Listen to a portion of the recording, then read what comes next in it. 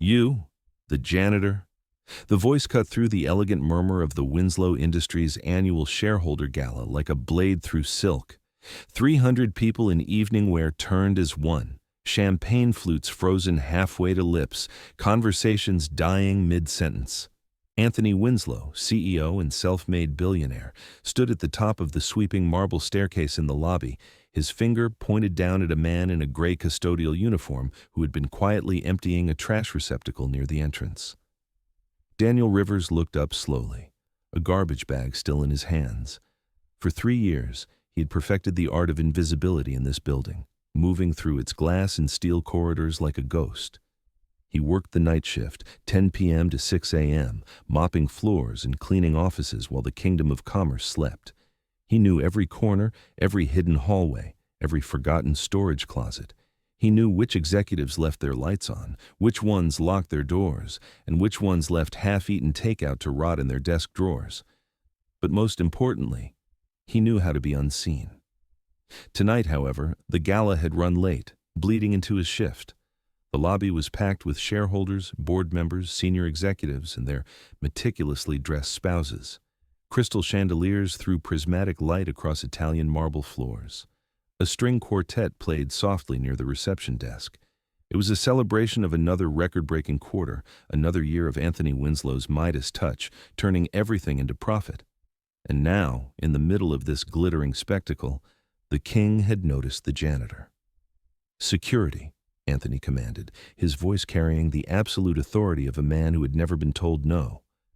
"Escort this man to the center of the lobby. I want everyone to see this." 2 security guards, looking deeply uncomfortable in their crisp uniforms, approached Daniel. One of them, a kind-faced man named Raymond, who always asked about Daniel's daughter, whispered, "I'm sorry, Danny. Just come with us, okay?" Daniel set down the garbage bag carefully, wiped his hands on his uniform, and walked to the center of the lobby. The crowd parted around him like a sea around a stone, creating a perfect circle of space. He could feel hundreds of eyes on him, hear the whispers starting to build, sense the phones being discreetly pulled from pockets and purses to record what was clearly about to become a moment. Anthony descended the staircase with theatrical slowness, each footfall echoing in the growing silence. He was a small man, barely 5 feet 6 inches tall, but he had cultivated a presence that made him seem to tower over everyone. His custom-tailored tuxedo probably cost more than Daniel made in 6 months. His silver hair was swept back from a face that magazines called distinguished, but that Daniel had always thought looked cruel, all sharp angles and thin lips.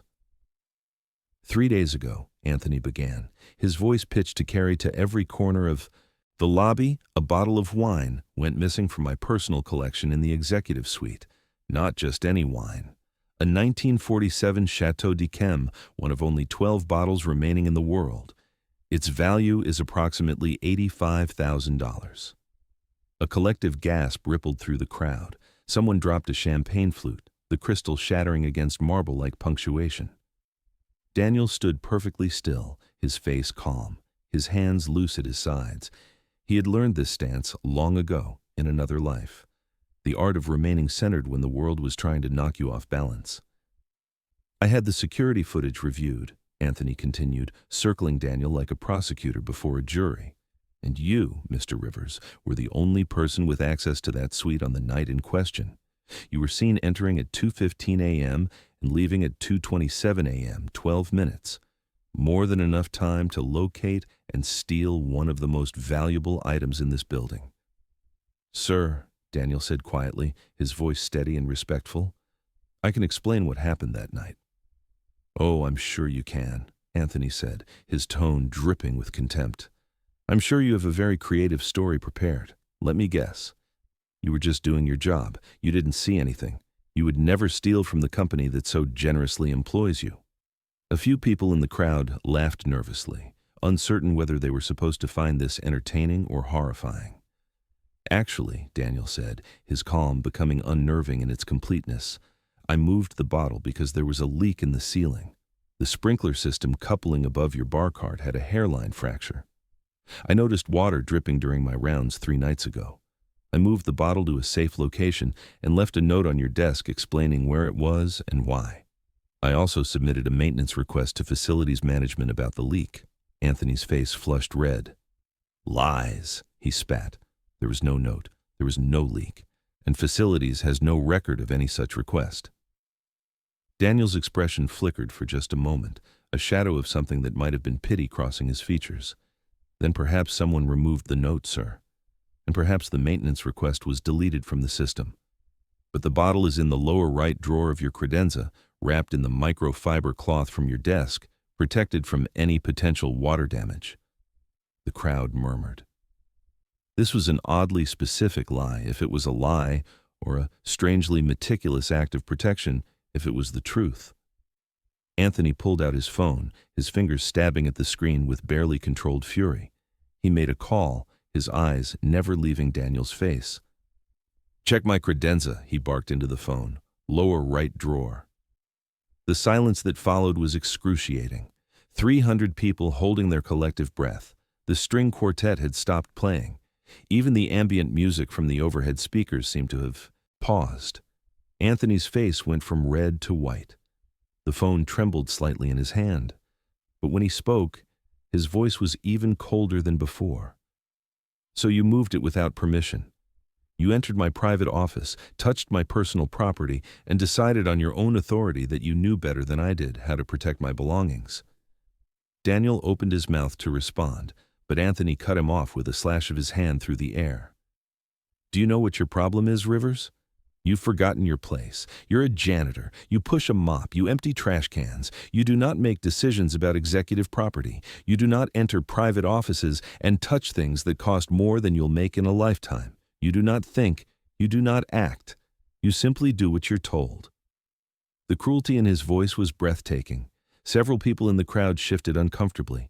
A woman in a red dress looked away, her expression pained. Daniel's jaw tightened almost imperceptibly. "Sir," he said, and for the first time there was an edge beneath the calm, with respect.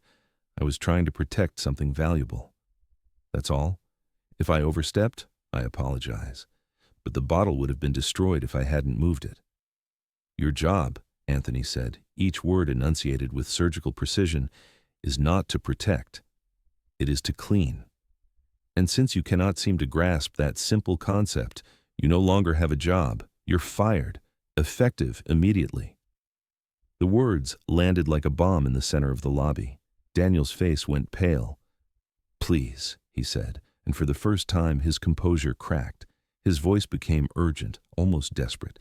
"Please, Mr. Winslow, I have a daughter, Emma. She's 8 years old. She needs me. I need this job, the insurance, the steady income. I can't afford to lose this."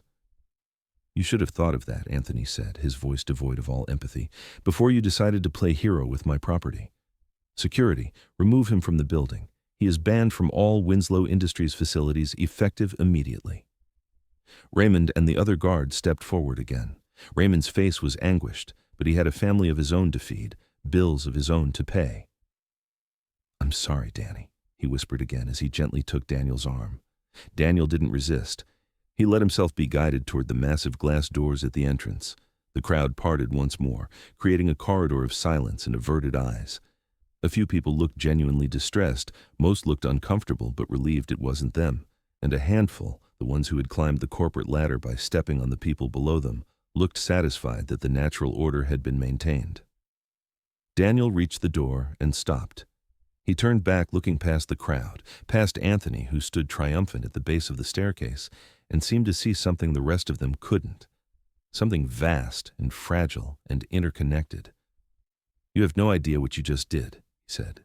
His voice was quiet, but in the absolute silence of the lobby, it carried to every corner. It wasn't a threat. It wasn't anger. It was a simple statement of fact, delivered with the calm certainty of someone who knew a truth the rest of them had not yet discovered. Then he turned and walked out into the cold November night, the glass doors closing behind him with a soft final click. Anthony stood in the center of his lobby, surrounded by his shareholders, his executives, his empire. He had just demonstrated his power, his willingness to destroy anyone who stepped out of line. He expected to feel vindicated, triumphant. Instead, there was an odd hollowness in his chest, a sensation he couldn't quite name. It felt disturbingly like the moment after you've thrown something precious off a cliff, the moment before you hear it shatter at the bottom, when you suddenly realize what you've done, but it's already too late to take it back. He shook off the feeling and raised his champagne glass. "To Winslow Industries," he announced, forcing brightness into his voice, "to another year of excellence." The crowd echoed his toast, their voices uncertain and hollow. The string quartet resumed playing. Conversations slowly started again, though they were more muted now, more careful. But something had changed in that lobby. Something had shifted in the foundation of the building itself. Everyone felt it, though no one could have explained what it was. It was the moment when the invisible man, the one who held everything together while no one was watching, finally let go. And in exactly 72 hours, they would all begin to understand what that meant. The first sign came on Monday morning, exactly 72 hours after Daniel Rivers walked out of the Winslow Industries lobby for the last time. Anthony was in his office on the 48th floor, reviewing the quarterly projections that would be presented to the board that afternoon, when his computer screen flickered. Just once. A brief flash of static, there and gone so quickly he almost thought he'd imagined it. He frowned, tapped a key, and continued working. 10 minutes later, every screen in the building went dark for exactly 3 seconds, long enough for hearts to skip, for breaths to catch, for the constant hum of productivity to stutter and pause. Then everything came back online, apparently normal. Anthony's phone lit up immediately. His chief technology officer, a nervous man named Philip Grantham, was calling. "We're investigating, sir," Philip said before Anthony could even speak. "It appears to have been a momentary power fluctuation, but our backup systems should have prevented any noticeable interruption. I'm running full diagnostics now." "Fix it," Anthony snapped and hung up. He had a board meeting in 6 hours. He didn't have time for technical hiccups. By Wednesday, the hiccups had become a persistent cough. The company's email system delayed messages by random intervals, anywhere from 30 seconds to 3 hours. Critical communications arrived too late. Client responses sat in digital limbo. The customer relationship management database started showing phantom duplicate entries, creating chaos for the sales team. The automated billing system sent invoices to the wrong clients with the wrong amounts. None of it was catastrophic, but all of it was embarrassing, inefficient, and deeply unlike Winslow Industries, a company that prided itself on technological precision. Anthony fired Philip on Thursday morning and brought in an expensive consulting firm that specialized in emergency IT remediation. They arrived with a team of 12 experts, set up command in the server room, and began their analysis. What they found made no sense. The systems were failing, yes, but not in any recognizable pattern. It was as if the infrastructure itself was forgetting how to function, like a pianist slowly losing the muscle memory of how to play. Friday brought the catastrophe. Winslow Industries was launching a new financial analytics platform, the culmination of 3 years of development and $200 million in investment. The presentation was scheduled for 10 a.m. in the main auditorium, with 300 investors watching in person and another 2,000 streaming remotely. Anthony stood at the podium, his confidence absolute, and triggered the demonstration.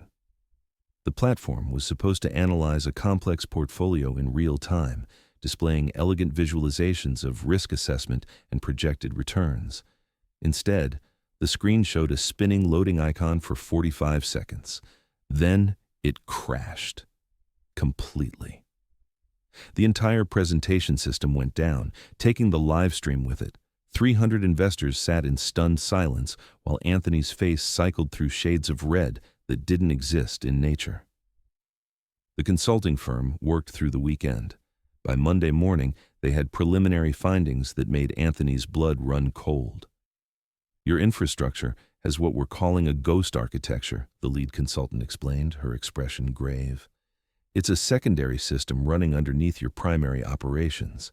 It's been compensating for inefficiencies, patching vulnerabilities, optimizing processes, basically keeping everything running smoothly without anyone knowing it was there." Anthony stared at her. "What do you mean, ghost architecture? Who built it? Why don't we have documentation?" We don't know who built it, the consultant admitted. It's elegant, sophisticated, and completely invisible unless you know exactly what to look for. But here's the problem, Mr. Winslow. It's withdrawing.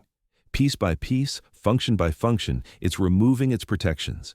Your company has been running on this hidden system for years and now it's going away. Can you stop it? Anthony demanded. We're trying, she said. But whoever designed this is operating at a level of expertise we rarely see. It's like trying to perform surgery on a ghost. We can see the effects, but we can't touch the cause. Across the city, in a modest two-bedroom apartment in a neighborhood where the rent was almost manageable, Daniel sat at a scratched kitchen table and held his daughter's small hand. Emma Rivers looked up at him with eyes far too old for her 8 years. Her dark hair was pulled back in a ponytail, and she wore her favorite shirt, the one with the periodic table on it. A nebulizer sat on the table beside her, the medication for her chronic asthma that cost $347 a month without insurance. So we can't afford my medicine anymore? She asked. Her voice was matter of fact, without accusation, which somehow made it worse. We'll figure it out, sweetie, Daniel said, forcing warmth into his voice that he didn't feel. I'll find another job, a better job, and until then, we have enough saved for 2 more months of medication. Maybe 3 if we're careful. Emma processed this information with the analytical precision she'd inherited from him. 2 months is 60 days, she said. Sometimes it takes longer than 60 days to find a job. I researched it. When did you research job markets? Daniel asked, trying for lightness and failing. Last night, after you thought I was asleep, Emma said. I heard you on the phone with the insurance company. They said our coverage ends in 14 days. Daniel closed his eyes. He had tried so hard to shield her from his worry, from the growing panic that woke him at 3 a.m. in a cold sweat. But Emma had always been able to see through him, had always been too brilliant for her own good. I'm going to take care of this, he promised. You just focus on school and your science project. How's the volcano coming along? It's not a volcano, Emma corrected with the exasperated patience of a child, explaining something obvious to a slow adult. It's a demonstration of exothermic reactions using hydrogen peroxide and potassium iodide. Mrs. Patterson says it might be good enough for the district science fair. Of course it will be, Daniel said, and this time his smile was genuine. You're the smartest person I know. Smarter than you? Emma asked, a small grin touching her lips. Way smarter than me, Daniel confirmed. I peaked at 8. It's been downhill ever since. Emma laughed, the sound bright and clear, and for a moment the weight pressing on Daniel's chest lifted just slightly. After Emma left for school, delivered there by the neighbor Mrs. Kowalski who did the morning carpool, Daniel sat alone in the apartment's small living room. The space was clean but worn, furnished with second-hand pieces and decorated with Emma's artwork. A photograph sat on the mantel, the only one he'd kept from before. In it, a younger Daniel stood beside a woman with kind eyes and an infectious smile. Kelly, his wife, Emma's mother. The picture had been taken 6 years ago, back when Daniel had been someone else entirely. Back when he'd worn expensive suits and carried a leather briefcase and commanded 6-figure consulting fees for his expertise in systems architecture and cybersecurity. Daniel Rivers had been, in the words of a Forbes article from 12 years ago, the Mozart of code. He could see patterns in systems that other people couldn't perceive, could identify vulnerabilities and design protections with an intuitive genius that bordered on supernatural. By the time he was 30, he'd designed the security infrastructure for 3 of the world's 10 largest banks, had built the digital backbone for Fortune 500 companies, had been courted by tech giants and government agencies alike. The work had been intoxicating, challenging, and absolutely consuming. 80-hour weeks were normal. Red-eye flights to crisis consultations were routine. He'd been building empires out of ones and zeros, creating invisible fortresses that protected billions of dollars. And then Kelly had gotten sick. Ovarian cancer, stage 4, discovered too late. The prognosis had been 18 months. She'd made it 22, fighting with a ferocity that had awed everyone who knew her. Daniel had stepped away from his work to care for her, spending every moment he could at her bedside. Emma had been 6, old enough to understand that Mommy was sick, too young to understand that sick could mean forever. When Kelly died, something fundamental had broken in Daniel. The drive, the ambition, the hunger for the next challenge, all of it had evaporated like morning dew. He'd looked at his daughter, at this brilliant, fragile child who had just lost her mother, and he'd realized that none of it mattered. Not the prestige, not the money, not the professional reputation.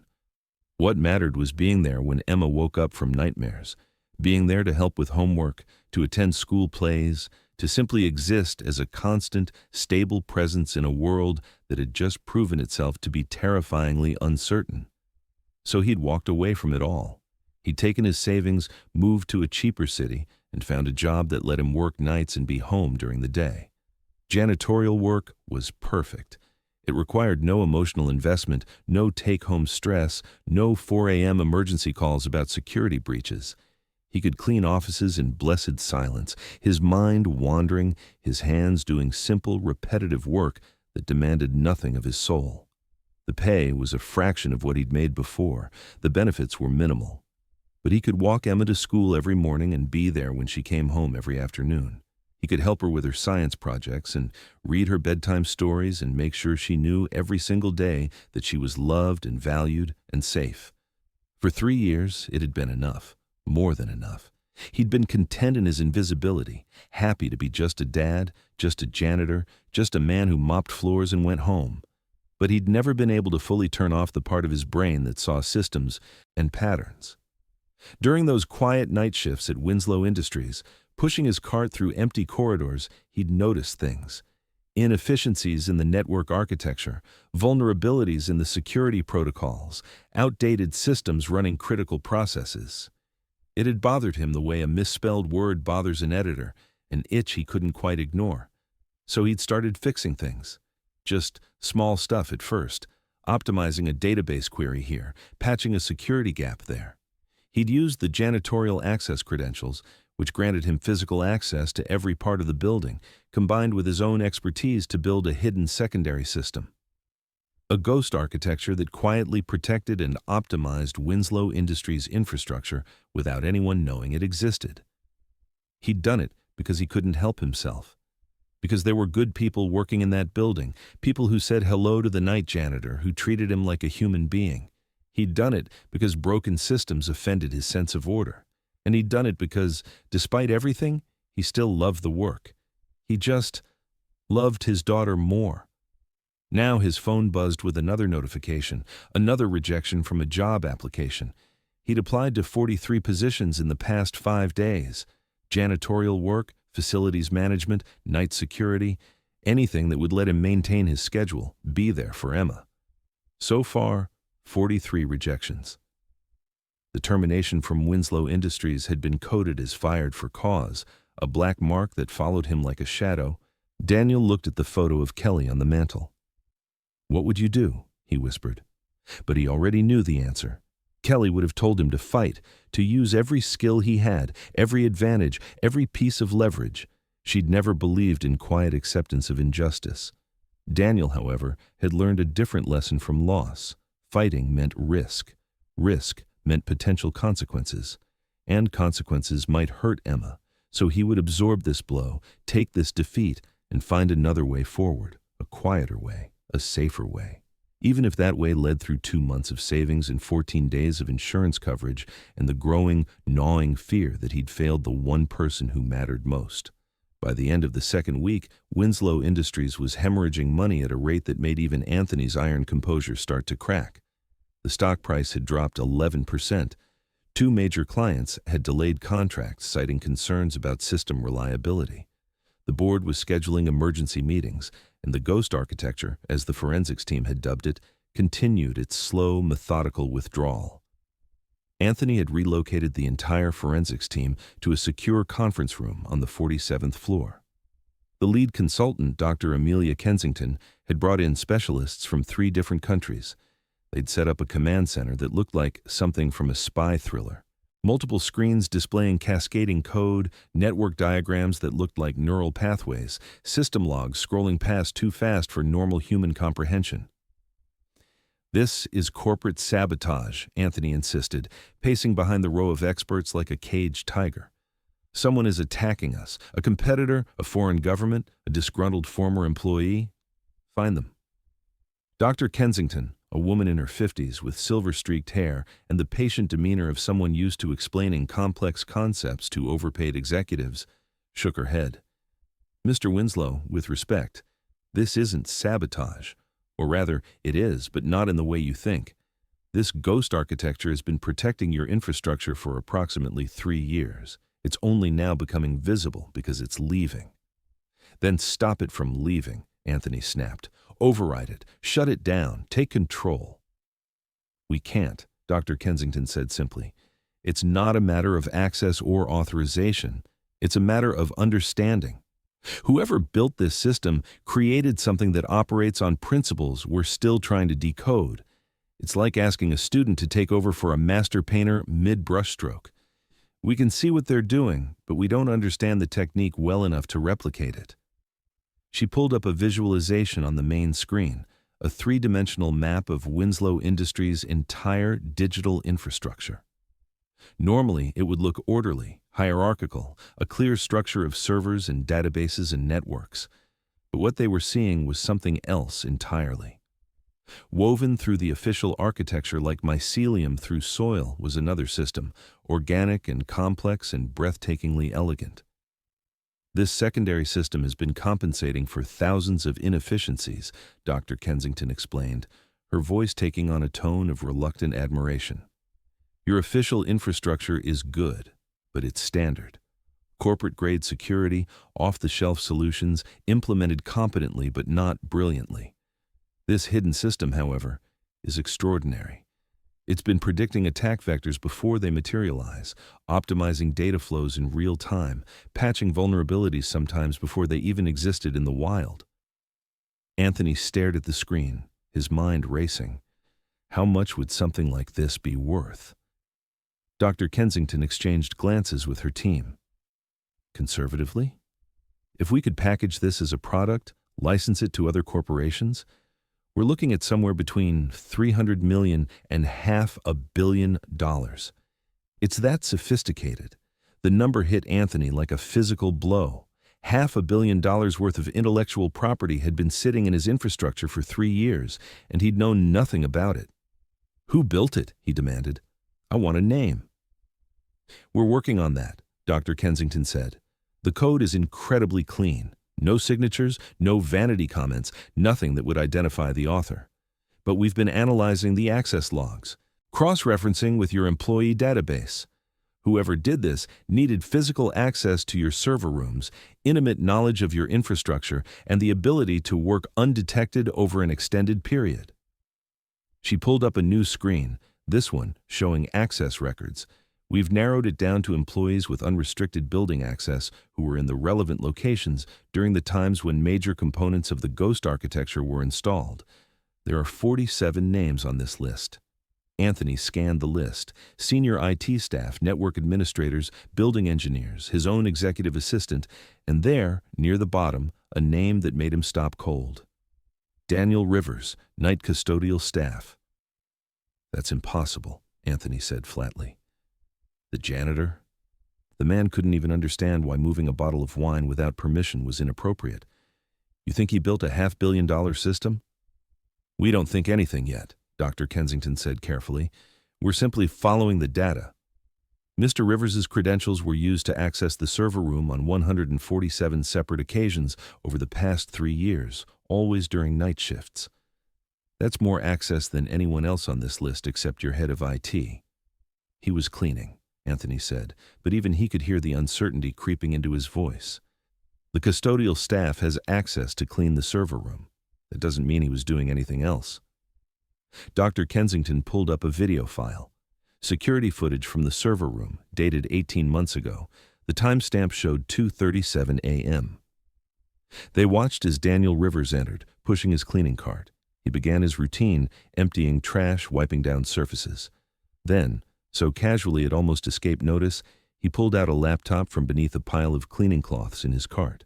He connected it to an access port on one of the server racks, and his fingers began moving across the keyboard with a speed and precision that was almost hypnotic. Anthony leaned forward, his eyes locked on the screen. The janitor's entire demeanor had changed. The shuffling, humble gait was gone. His posture was different, his focus absolute. For 23 minutes he worked, lines of code reflecting in his glasses, his expression one of intense concentration. Then, just as casually, he disconnected the laptop, returned it to his cart, and resumed cleaning. Within 5 minutes, he was gone, leaving the server room exactly as he'd found it. The conference room was silent. One of the junior analysts finally spoke up, his voice awed. "Did you see how fast he was typing? That was at least 120 words per minute. And look at the screen reflection." He pulled up a screenshot, enhanced and sharpened. "That's not a standard interface. That's custom code. Command line level stuff." "Pull his employee file," Anthony said, his voice hollow. "Everything we have on him." 10 minutes later, the file appeared on screen. It was shockingly thin. Daniel Rivers, hired 3 years ago through a staffing agency. Minimal background check, standard for custodial positions. Previous employment listed as various facilities and maintenance jobs. High school diploma, no college degree. Emergency contact, Emma Rivers, daughter, age 8. Medical insurance, basic employee plan. Performance reviews, satisfactory, no incidents, no complaints. That's it? Anthony demanded. "This is all we have on a man who had unrestricted access to our entire infrastructure for 3 years. His head of human resources, a nervous woman named Priscilla Webb, had been summoned to the conference room. She stood near the door, looking like she wanted to be anywhere else. "Mr. Winslow," she said carefully, "for custodial positions, we use a standard background check. Criminal records, basic employment verification. We don't typically dig deeper unless there's a red flag." "Find everything," Anthony ordered. "I want to know who this man really is. I want tax records, employment history going back to birth, college transcripts, everything. And I want it in the next 2 hours." Priscilla fled the room, already pulling out her phone. Dr. Kensington was still studying the security footage, running it back and forth. "Mr. Winslow," she said slowly, "I need to bring in a specialist, someone who understands elite-level systems architecture. Because if this is really the work of a janitor with a high school diploma, then we're either witnessing the most extraordinary case of hidden genius in modern corporate history, or we're missing something fundamental." The specialist arrived 90 minutes later. His name was Dr. James Okonkwo, a professor of computer science from MIT and one of the foremost experts in cybersecurity architecture in the world. Dr. Kensington had worked with him on previous investigations involving sophisticated digital intrusions. Dr. Okonkwo spent 3 hours analyzing the ghost architecture, saying nothing, his dark eyes moving rapidly across screens filled with code. Finally, he sat back and removed his glasses, cleaning them with a cloth while he gathered his thoughts.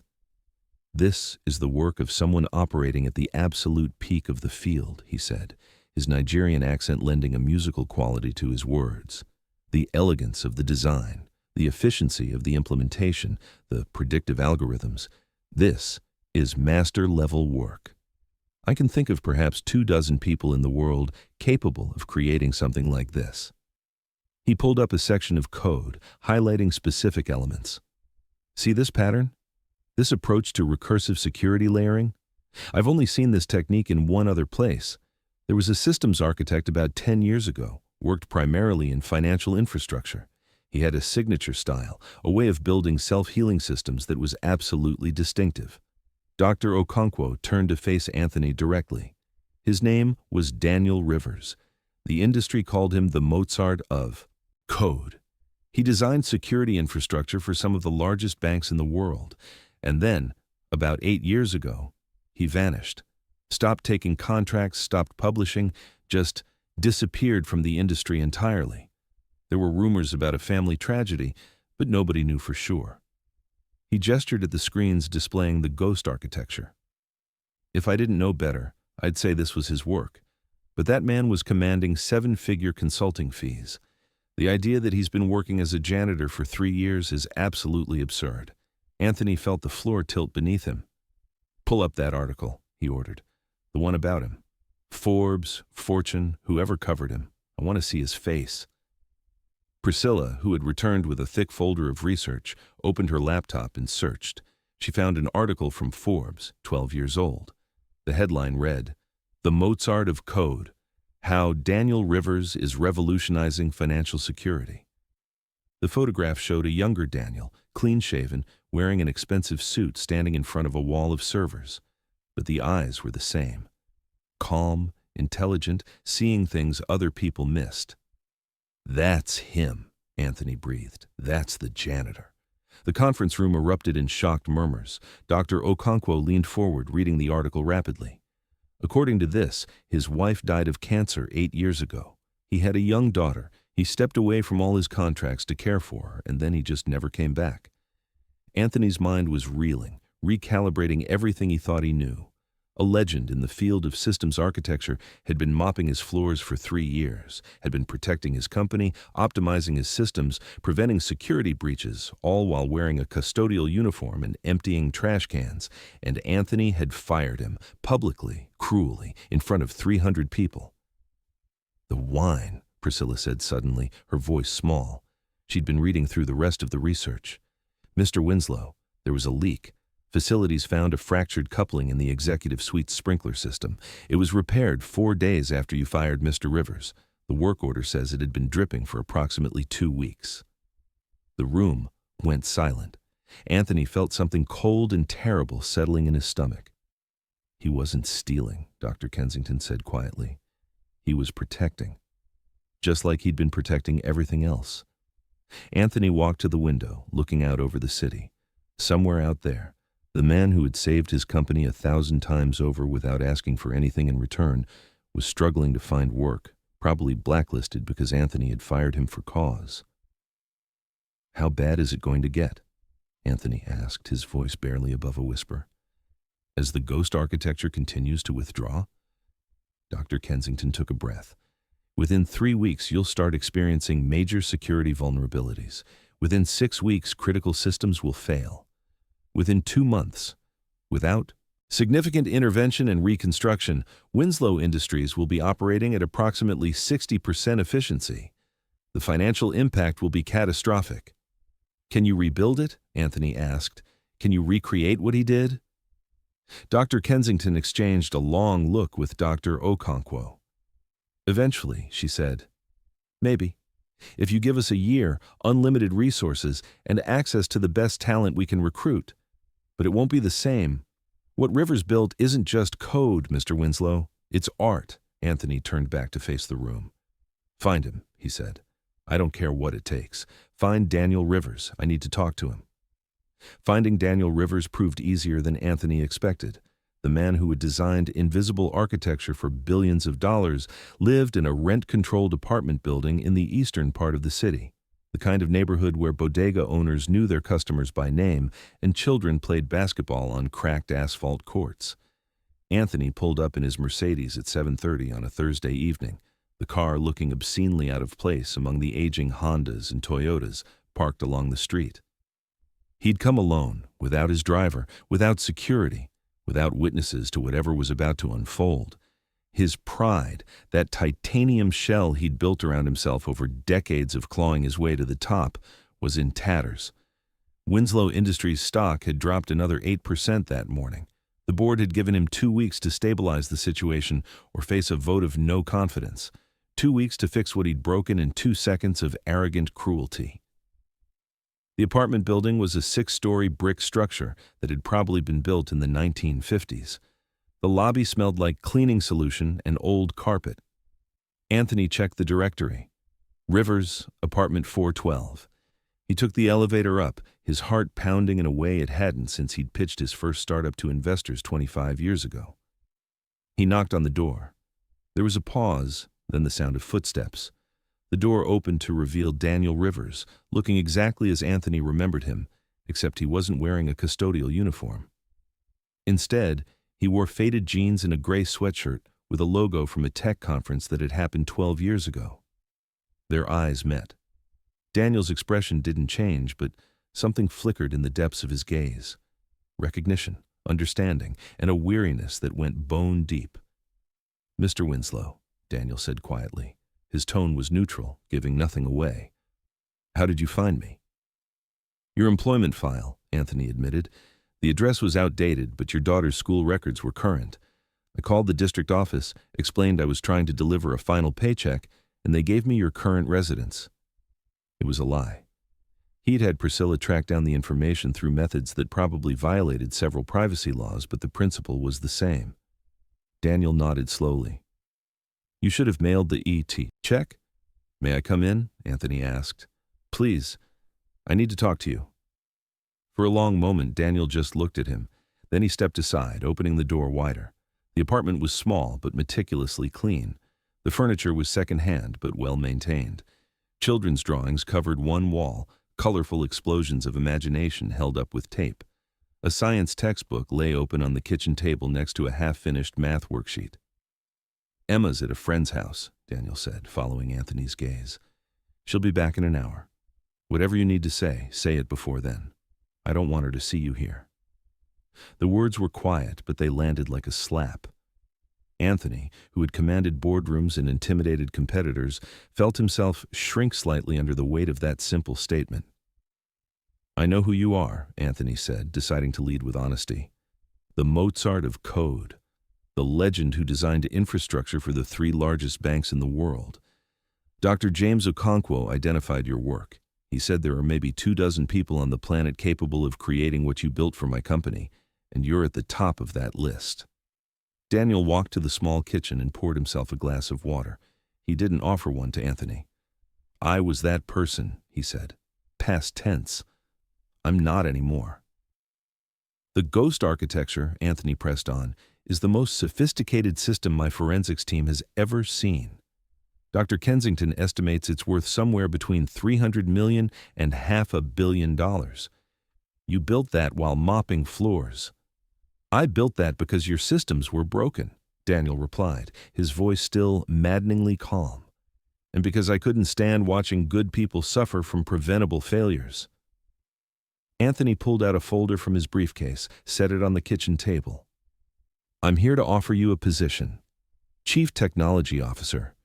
$2 million a year, full benefits, stock options, a seat on the executive board. You'll have complete authority over all technical infrastructure and unlimited resources to rebuild what's being lost. Daniel didn't even glance at the folder. No. The rejection was so immediate, so absolute, that Anthony actually took a step back. You didn't even look at the terms. I don't need to, Daniel said. He set down his water glass and turned to face Anthony fully. Do you understand what's happening to your company, Mr. Winslow? Do you understand what's actually falling apart? The ghost architecture is withdrawing, Anthony said, reciting what Dr. Kensington had told him. Without it, our systems are vulnerable. Our efficiency is dropping. Our stock price is collapsing. No, Daniel said, and for the first time there was an edge in his voice, a sharpness that suggested the brilliant mind beneath the humble exterior. That's the symptom. The disease is something else entirely. He walked to the window, looking out at the city lights beginning to glow in the twilight. I took the job at Winslow Industries 3 years ago because the shift worked for Emma's schedule, and because the background check was minimal. I didn't want my past following me. I just wanted to be a dad who could pay the bills and be there for his daughter. But I couldn't help noticing things, he continued. Your network architecture was decent, but outdated. Your security protocols had gaps. Your database optimization was inefficient. Every night I'd walk through those offices and I'd see the consequences. Developers staying until 9 p.m. because their tools were slow. Analysts pulling their hair out over system crashes. Customer service representatives apologizing for technical issues that shouldn't exist. And I saw good people, Daniel said, turning back to face Anthony. Raymond in security, who asked about Emma every single night. Evelyn in development, who always said thank you when I emptied her trash, who treated me like a human being instead of furniture. James in accounting, who once stayed late to help me understand Emma's medical bills when I was overwhelmed. He gestured broadly, encompassing the absent company. Your building was full of good people being undermined by bad systems and worse leadership. So I started fixing things. Not for you, not for the company. For them. Anthony felt something uncomfortable twisting in his chest. "I didn't know," he started to say. "You didn't want to know," Daniel interrupted. "You built an empire on fear, Mr. Winslow. You ruled by making examples of people, by firing them in front of crowds, by treating employees as expendable resources instead of human beings. You saw the titles, not the people, the custodian, not the father, the junior developer, not the dreamer, the security guard, not the veteran." "I made a mistake," Anthony said, and hearing the words come out of his own mouth felt surreal. "With the wine. I was wrong. You were protecting my property, and I accused you of stealing it." Daniel laughed, but it was a hollow, bitter sound. "The wine. You still think this is about the wine?" He walked over to the table where Emma's homework lay spread out. "Do you know what chronic asthma medication costs without insurance, Mr. Winslow? $347 a month. Do you know how many job applications I've submitted in the past 2 weeks? 68. Do you know how many interviews I've gotten? 0. Because when employers run a background check and see fired for cause from Winslow Industries, they don't call back." Anthony felt the shame burning through him like acid. "The real theft," Daniel said, his voice dropping to barely above a whisper, "wasn't a bottle of wine. The real theft was stealing people's dignity, treating them as invisible until they did something you perceived as wrong, and then making a spectacle of destroying them. That bottle was worth $85,000. Do you know what my dignity was worth? What Raymond's sense of security is worth, knowing that his boss would fire someone without due process? Without investigation? Just to prove a point? The ghost architecture isn't withdrawing because I'm sabotaging you," Daniel continued. "It's withdrawing because I built it to be temporary, self-limiting. I designed it to slowly remove itself after I left the company, whenever that might be. I never wanted credit. I never wanted payment. I just wanted to help, and then I wanted to be forgotten." "Why?" Anthony asked, genuinely baffled. "Why would you build something worth $500 million and then design it to disappear?" Daniel looked at him with something that might have been pity. "Because money isn't why I do this work, Mr. Winslow. It never was. When I was the Mozart of code, pulling down 7 figures per contract, do you know what made me happy? Not the money. It was watching a system come online and knowing that it would protect people. That somewhere, a family's bank account was safer because of code I wrote. That transactions would process smoothly. That data would be protected. That things would simply work the way they were supposed to work." He gestured around the modest apartment. "I live here because this is what I need. Emma has a good school, a safe neighborhood, enough space for her science projects. I don't need a mansion or a luxury car or a name on a building. I needed a job with health insurance and a schedule that let me be a father. That's all. That's everything. And I took it away," Anthony said, the full weight of what he'd done finally crashing down on him. "I took it away in front of 300 people because I was angry and you were convenient." "You took it away because you could," Daniel corrected. "Because in your world, power means never having to think about the consequences of your actions, never having to consider that the janitor might have a sick daughter, that the invisible man holding your world together might be doing so out of kindness, not obligation." Anthony sank into one of the kitchen chairs, his legendary composure completely shattered. "What do I do?" he asked. His voice sounded hollow in his own ears. "The company is failing. The board wants me out. And they're right. I built something impressive, but I built it on a foundation of fear and cruelty, and now it's crumbling." Daniel was quiet for a long moment. Then he said, "You start by understanding that you can't buy your way out of this. Not with $2 million, not with stock options, not with any amount of money. What's breaking isn't your infrastructure, it's your humanity." From down the hall came the sound of the elevator chiming. Daniel glanced at the clock. "That's Emma," he said. "You need to leave." Anthony stood, but hesitated at the door. "If not for me," he said, "then for Raymond, for Evelyn, for all the good people you said were being undermined. They're going to lose their jobs when the company fails. Their families will suffer, not because of anything they did, but because I was too arrogant to see what I had." Daniel's jaw tightened. "It's not fair." "No," Anthony agreed. "It's not. Nothing about this is fair." but it's true, and you're the only one who can fix it." The apartment door opened and a young girl with bright eyes and a backpack covered in science stickers bounded in. She stopped when she saw Anthony, her expression instantly guarded. "Emma," Daniel said gently, "this is Mr. Winslow. He was just leaving." Emma looked from her father to Anthony and back again. Her young face held an expression far too knowing for her age. "You're the mean man who fired my dad," she said. It wasn't a question. Anthony felt something break inside his chest. "Yes," he said quietly. "I am. And I'm very sorry." Emma considered this. "Then you should give him his job back." Out of the mouths of children came a wisdom that cut deeper than any board meeting ever could. "It's more complicated than that, sweetie," Daniel said. But Anthony was looking at this 8-year-old girl, at her fierce protectiveness of her father, at the intelligence burning in her eyes, and he understood something he'd never grasped before. This was what mattered. Not quarterly earnings or stock prices or market dominance. This child who loved her father. This man who had sacrificed everything to care for her. These were the stakes that actually counted. "You're right," Anthony said to Emma. "It should be that simple. And maybe it can be." He looked at Daniel. "I can't force you to help me. I can't buy your forgiveness or your expertise. But I can do one thing. I can change.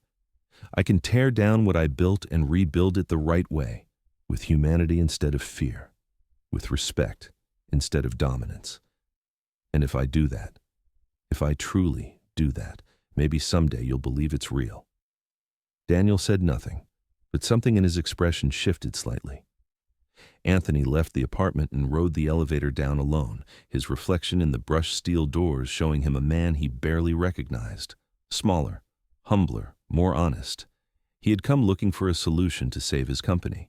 Instead, he'd found a mirror that showed him exactly what kind of man he'd become. And for the first time in 25 years, Anthony Winslow felt something he'd almost forgotten existed. Shame. Real, burning, transformative shame. The question was whether it had come too late. Anthony sat in his office that night until the city lights blurred into a golden haze and his coffee went cold in its cup. The shame that had ignited in Daniel's apartment had evolved into something else, something harder and more demanding. It wasn't enough to feel bad. Feeling bad was passive, self-indulgent even. What mattered was what came next. At 2:17 in the morning, he made a decision that would either save Winslow Industries or destroy what remained of his reputation. He pulled out his phone and began making calls. First to Priscilla in HR, then to the entire executive team, then to the board chairman. By sunrise, he had set in motion something that had never happened in the company's 15-year history. An emergency all-hands meeting. Mandatory attendance for every employee. Not in the auditorium, not in the conference center, but in the lobby. The same marble-floored space where he had destroyed a man in front of 300 witnesses. This time, there would be 3,000. The emails went out at 6 a.m. The meeting was scheduled for 10. The message was brief. Attendance mandatory. CEO address regarding company future. No further details were provided, which meant that by 8 a.m., the rumor mill was in full catastrophic mode. Mass layoffs, bankruptcy, acquisition by a competitor. The theories grew wilder by the minute. Anthony spent those hours doing something he had never done before. He walked through every floor of his building, from the basement server rooms to the rooftop gardens, and he looked at his employees. Really looked at them. The young developer with headphones, lost in code. The receptionist who greeted everyone with genuine warmth. The facilities manager checking the HVAC systems. The cafeteria workers preparing lunch for thousands. Each one a person.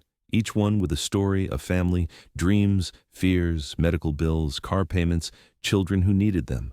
How had he never seen them before? At 9:45, he made one more call. It went to voicemail.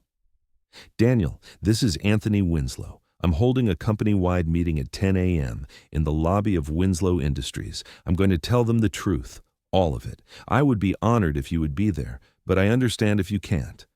Either way, I wanted you to know that what happens today is because of what you showed me last night. You showed me what I'd become, and I'm going to try to become something better." He hung up and walked down to the lobby. By 10 a.m., the space was packed with humanity. 3,000 employees crowded into every available space, sitting on the marble stairs, leaning against the walls, filling the mezzanine level overlooking the main floor. The energy was tense, anxious. People were texting family members, updating LinkedIn profiles, preparing for the worst. Anthony stood in the center of the lobby, in the exact spot where Daniel had stood 2 weeks ago. There was no podium, no microphone, just a simple portable speaker system that would carry his voice to the crowd and to the thousands more watching via mandatory video link from satellite offices around the world. The murmuring died down. 3,000 pairs of eyes focused on their CEO. Anthony took a breath. 2 weeks ago, he began, his voice steady but stripped of its usual commanding edge. I stood in this lobby and I fired a man. His name is Daniel Rivers. He worked the night custodial shift. I accused him of theft. I humiliated him in front of hundreds of people. I had him escorted out by security, and I did it because I could. Because in that moment, I saw him as expendable, as invisible, as someone whose dignity mattered less than my authority. The crowd was utterly silent. This was not what anyone had expected. I was wrong, Anthony continued. Not just factually wrong, though I was. Mr. Rivers hadn't stolen anything. He had been protecting my property from water damage. But I was wrong in a much deeper way. I was wrong about what it means to lead. I was wrong about what builds a company. And I was wrong about who matters. He gestured to the building around them. Winslow Industries has been failing for the past 2 weeks. Our systems have been crashing. Our security has been vulnerable. Our stock price has been dropping. The board has been preparing to remove me, and they would be right to do so. But the failure isn't technical. The failure is moral. And it starts with me. Anthony pulled out his tablet and brought up the visualization of the ghost architecture, projecting it onto the massive screen that usually displayed stock prices and company announcements. 3,000 people stared at the intricate, beautiful web of code. This is what has been protecting our company for 3 years, Anthony said. A hidden system, a ghost architecture built by someone who saw that our infrastructure was flawed and decided to fix it, not for money, not for recognition, but because he couldn't stand watching good people suffer from preventable failures. He paused, letting that sink in. That someone was Daniel Rivers. The janitor I fired. The man I humiliated. He is one of the most brilliant systems architects in the world. He designed security infrastructure for the 3 largest banks globally. He commanded 7-figure consulting fees, and he chose to work here, mopping floors on the night shift, because it allowed him to be there for his 8-year-old daughter during the day. A ripple of shock moved through the crowd. People were pulling out phones, searching for information, finding the old Forbes article, the legendary reputation. He built this system. Anthony gestured to the screen while pushing a cleaning cart through our offices at 3 a.m. He protected us. He optimized our performance. He prevented security breaches. He saved this company millions of dollars and never asked for anything in return. And I repaid his kindness by destroying him in front of an audience. Anthony's voice cracked slightly, the polished veneer finally breaking. I did it because I have built this company on a foundation of fear. I have led through intimidation. I have treated people as resources to be used and discarded. I have valued profit over humanity. And in doing so, I have created a culture where the most brilliant among us felt he had to hide, where kindness was invisible, where the people holding everything together were the ones no one bothered to see. He looked directly into the nearest camera, knowing Daniel might be watching. Mr. Rivers told me that the real theft wasn't a bottle of wine. The real theft was stealing people's dignity. Was right. I have been stealing your dignity every day, every time I walked past you without seeing you, every time I fired someone to make an example, every time I valued quarterly earnings over your humanity. I have been a thief, and I'm sorry. The silence in the lobby was profound. Some people had tears in their eyes, others looked stunned. A few looked angry, years of suppressed resentment finally given voice. I cannot undo the past, Anthony said, but I can change the future. Effective immediately, I am restructuring this company from the ground up. We will be implementing a new cultural framework, one built on respect, transparency, and the fundamental understanding that every person in this building matters. From the CEO to the custodial staff, we are all essential. We are all human. We are all worthy of dignity.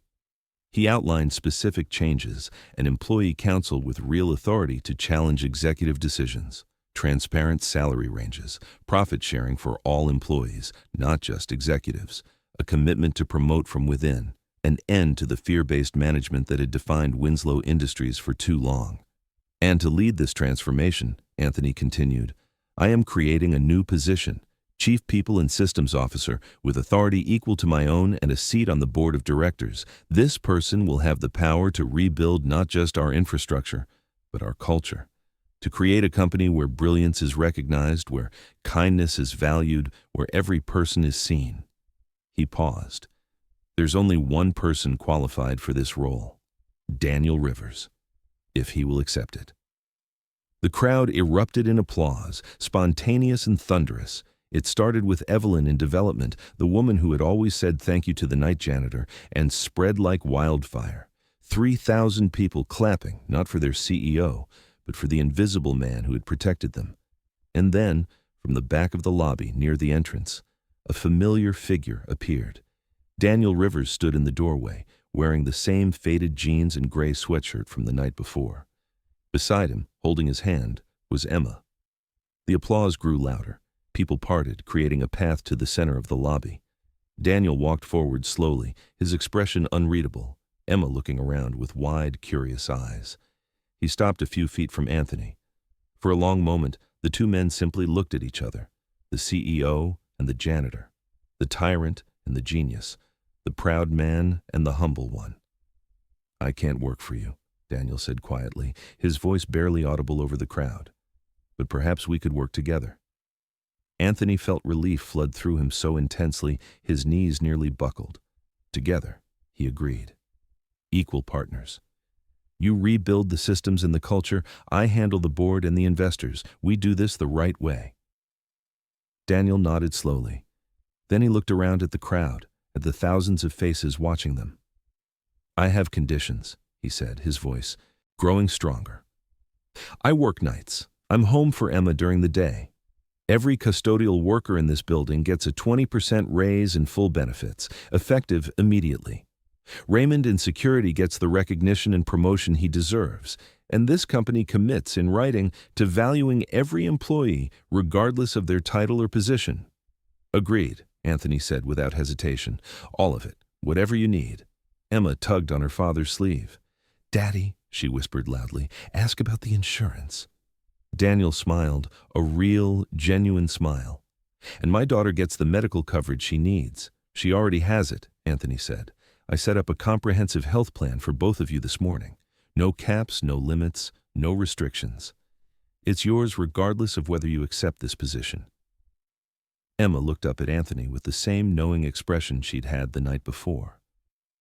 You're learning, she said with the casual wisdom of an 8-year-old. That's good. The lobby erupted in laughter, the tension finally breaking. Anthony found himself laughing too, genuine and unforced, a sound he barely recognized coming from his own throat. 6 months later, Winslow Industries looked different. Not physically, the glass and steel were the same, but atmospherically. The fear that had permeated every floor like a toxic gas had dissipated, replaced by something warmer. People smiled in the hallways. They said hello to each other. They treated the custodial staff, the security guards, the cafeteria workers with the same respect they showed the executives. The ghost architecture had been fully integrated, no longer hidden, but celebrated. Daniel had trained a team of developers to maintain and expand it, sharing his knowledge freely. The company's performance had rebounded stronger than ever, but now the metrics included employee satisfaction, work-life balance, and community impact alongside profit margins. Emma visited the office every Saturday morning. She had become something of a mascot, her science projects displayed in the lobby, her curiosity and intelligence celebrated by everyone who met her. Her asthma was under control with proper medication and regular monitoring. She was thriving. On a Saturday morning in late spring, Anthony and Daniel stood on the roof of the Winslow Industries building, watching the sunrise paint the city in shades of gold and rose. Emma was downstairs in the cafeteria, teaching Raymond's grandson about exothermic reactions. "You know," Anthony said, breaking the comfortable silence, "I never understood what you meant. That night in the lobby when you said I had no idea what I'd done." Daniel was quiet for a moment. "What did you think I meant?" "Honestly, I thought it was a threat. Or a curse. Some kind of revenge." Daniel smiled slightly. "It was neither. It was just the truth. You didn't know that the invisible man you were destroying was the one holding everything together. You didn't know that kindness and brilliance could exist in the same person you'd trained yourself not to see. You didn't know what you had until you threw it away." "And now?" Anthony asked. "Now you know," Daniel said simply. "Now you see people. All people. That's not a small thing." They stood together in silence, watching the city wake up. Below them, thousands of employees would soon arrive at a building that treated them with dignity. Above them, the sky stretched infinite and full of possibility. "I was wrong about everything," Anthony said quietly. "About what makes a company successful, about what makes a leader worth following, about what actually matters." "You weren't wrong about everything," Daniel corrected gently. "You built something impressive. You just built it on the wrong foundation. Now we're rebuilding it on a better one. Together." The sun broke fully over the horizon, flooding the rooftop with light. Two men stood in that light, one who had learned to see, one who had always seen but had finally been seen in return. Both of them flawed, both of them trying, both of them proof that people could change, that systems could be rebuilt, that humanity could triumph over pride. And far below, in the marble lobby where it had all begun, Emma's laughter echoed off the walls as she created a volcano for Raymond's grandson, the sound of pure joy in a building that had finally learned what it meant to be human. Now I'd love to hear from you. Where in the world are you watching this story from? Drop your location in the comments below, because your presence here means more than you know. If this story touched your heart, if it reminded you that every person deserves dignity and respect, please consider subscribing. There are so many more stories waiting to be told, stories about redemption, about second chances, about the extraordinary people we pass every day without seeing. And remember, the next time you're tempted to judge someone by their title or their uniform, remember Daniel Rivers. Remember that you never know who's holding your world together until you tear it apart. Treat everyone with kindness, see everyone with respect, because we're all invisible to someone, and we're all essential to someone else. Thank you for being here. Until next time, stay humble, stay kind, and remember to look beyond the surface. The most extraordinary people are often hiding in plain sight,